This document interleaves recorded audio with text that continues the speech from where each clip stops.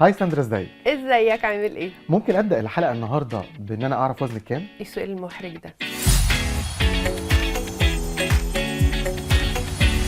انا وزني بيختلف بيروح من 58 الى 60، ومتصالحه جدا مع فكره ان انا ممكن يجي لي وقت وزني يزيد 2 كيلو زياده عن دول او يقل 2 كيلو زياده عن دول. طيب في ناس بتقول انا بثبت وزني، انت كده مش مثبته وزنك ولا مثبتاه؟ ويعني ايه تثبيت وزن؟ انا لا بثبت ولا ما بثبتش، انا باكل صحي، ويفرق معايا جدا ان انا تبقى صحتي كويسه وقادره اقوم وامارس مهامي اليوميه بصوره صحيه وطبيعيه من غير ما احتاج اخد فيتامينات زياده. فانا لما بحس ان انا جسمي ضعفان او محتاجه ان انا ابقى بقوي نفسي بدل ما باخد فيتامينات باكل ايه؟ باكل اكل صحي. طب هو الاكل الصحي ده ما بيزودش الوزن؟ لا، هم دول الكام كيلو بقى اللي انا متصالحه معاهم، انه ساعات لما بناخد زياده عن السعرات الحراريه اللي جسمنا محتاجها وزننا ممكن يزيد، ولكن سهل نرجعه تاني لو الاكل اللي احنا اكلناه كان اكل صحي. بعد ما وصلت للوزن المثالي اثبت وزني ازاي؟ اول ما وصلت للوزن المثالي عن طريق ان انا باكل اكل صحي، مش عن طريق زي الدايتس اللي بسمعها انه كان حد بياخد مثلا 500 سعر حراري في اليوم، دول قليلين جدا. فطبيعي اول ما ارجع اكل نص الاكل اللي كنت باكله قبل الدايت على امل ان انا اثبت، انا مش هثبت، انا الحقيقه وزني هيزيد. فمهم جدا رحله نقصان الوزن تبقى بهدوء، نص كيلو في الاسبوع، نص كيلو كل اسبوعين اخسهم، علشان لما اجي اثبت ما بقاش بغير في نظام الصحي او النظام الغذائي بتاعي جامد قوي فاقدر اثبت. انا هدفي الرئيسي ان انا كبنت مثلا اقدر انزل من غير ميك اب، يبقى تحت عينيا مش اسود، يبقى شعري مش محتاج ماسكات بفلوس كتيره جدا وفيتامينات بفلوس كتيره جدا،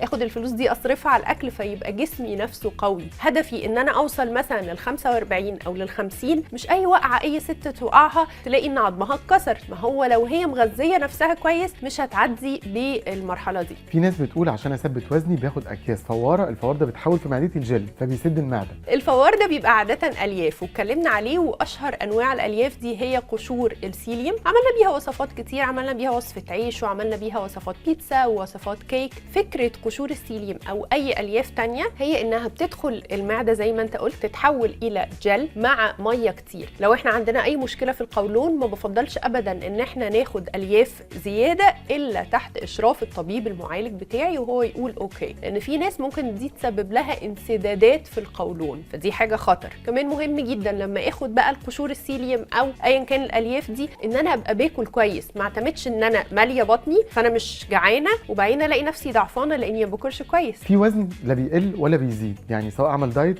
او كل كتير هو ثابت، ده ظروفه ايه؟ لو الناس دي رفيعين دول رزقهم حلو، حظهم حلو. وزننا معتمد على حاجتين، اول حاجه عاداتنا وطريقه اكلنا، وتاني حاجه هي الجينات او العوامل الوراثيه اللي موجوده فينا. دايما تلاقي شكل جسم عيله كده معين، تخان من حته معينه، رفيعين من حته معينه، شكل جسمهم عاده بيبقوا شبه بعض. فالعامل الوراثي هنا مؤثر. اقدر اتغلب عليه ازاي؟ بان انا ابقى باكل ولادي صحي من وهم صغيرين، عشان الولاد لو من هم صغيرين وزنهم معقول لما يكبروا مش هيبقى عندهم مشكله في الحرب بتاعه الوزن اللي احنا عايشينها دلوقتي. الاكل الصحي هو المفتاح. طول ما احنا بناكل اكل صحي وعارفين ان احنا ندخل خضار فاكهه الياف في يومنا، اعتقد صعب قوي ان احنا وزننا يزيد لدرجه انه يبقى شكلنا مش عاجبنا قوي. اعرف ازاي ان جسمي مليان دهون او مليان ميه؟ افرق بينهم ازاي؟ طيب ببساطه كده بقى في سكيل او ميزان موجود في الصيدليات عادي جدا اسمه امبادي، بيشوف نسبه الدهون ونسبه الميه ونسبه العضلات في الجسم. الحاجه الثانيه هي ان انا اخد مدرات للبول. لو انا حاسس ان جسمي معبي ميه، يعني مثلا الناس اللي بتعمل كيتو دايت وبعدين فجاه تروح تضرب طبق كشري وطبق مكرونه وحاجات فيها نشويات عاليه، جسمهم ما بيتخنش، جسمهم الخلايا بتنفش لانها بتملى ميه. فايه اللي بيحصل؟ بياخدوا كذا يوم العصاير الخضراء اللي بنقول عليها فيها بقدونس، كرفس، باخد شيء اخضر، حاجات بتدر البول فبتطلع كميه الميه الزياده دي من جسمي. اخر حاجه اسالها لك، هو تثبيت الوزن بيفرق في طريقته عند الستات والرجاله ولا كل واحد؟ بتفرق من شخص للتاني، مش من الستات والرجاله. بس الحقيقه الرجاله بتستهلك سعرات حراريه اكتر فجسمها بيحتاج اكل اكتر، بس مش اكتر بكتير، 200 300 سعر حراري في اليوم هو الفرق. لو احنا كلنا قعدتنا على مكتب او حركتنا